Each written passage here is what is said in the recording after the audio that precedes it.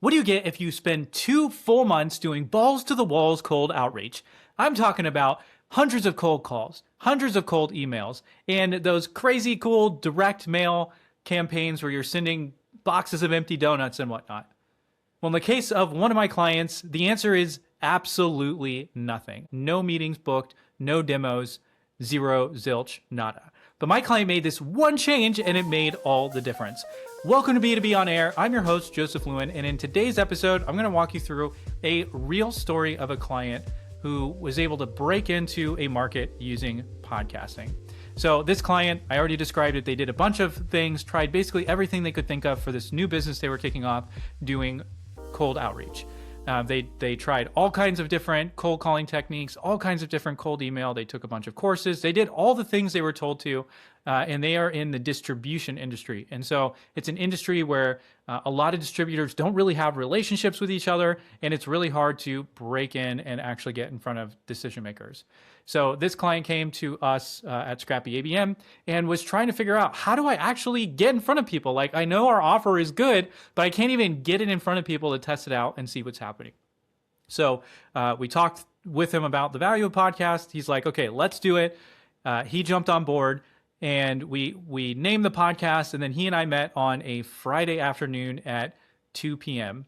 I spent 30 minutes walking him through how to do outreach. It's not complicated. I'll have other episodes on outreach, but I walked him through a really simple cold outreach process.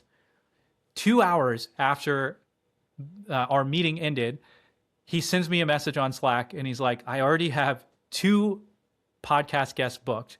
And then by that Monday, he'd booked an additional 7 people to be on his show. And most of those people are people who he had reached out to previously through cold calling and cold email, and they had completely blown him off. Now, fast forward to today, it's been about 8 months since we launched his show, and he's already closed 4 deals through his show. He's got a bunch of pipeline, and the only limitation is how many episodes he can crank out because he's closing deals when he's having people on. This is what I really love about podcasting and building relationships. And the cool thing is that the further back your industry is, in a lot of ways, the easier this is, because they don't have people reaching out to them to be on podcasts all the time. So as soon as you get a little bit of traction, you have a few episodes to show as examples when people look you up, it's actually really pretty simple. You're going to hear this from me a lot. It's not necessarily easy. I don't want to say it's easy because you still have to do outreach. So if you don't want to actually reach out to anybody, this isn't going to work. But if you take a little bit of time to do outreach, you make it about the guest, and it's not a bait and switch where you're truly adding value to the industry. You're learning from these folks. You're trying to make them look as good as possible. You're trying to promote your guest and get them in front of new people. Then this process works super well.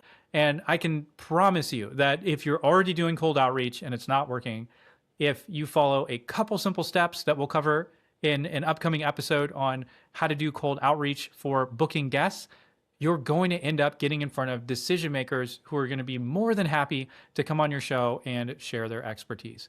And who knows, maybe they'll be in market for what you have and you can end up turning them into a client soon, or maybe not. And they might end up referring you business, or you meet them at a conference in a couple months and they introduce you to somebody.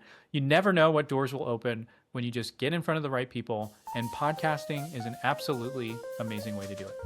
Thanks for tuning into this episode, and we'll see you on the next one.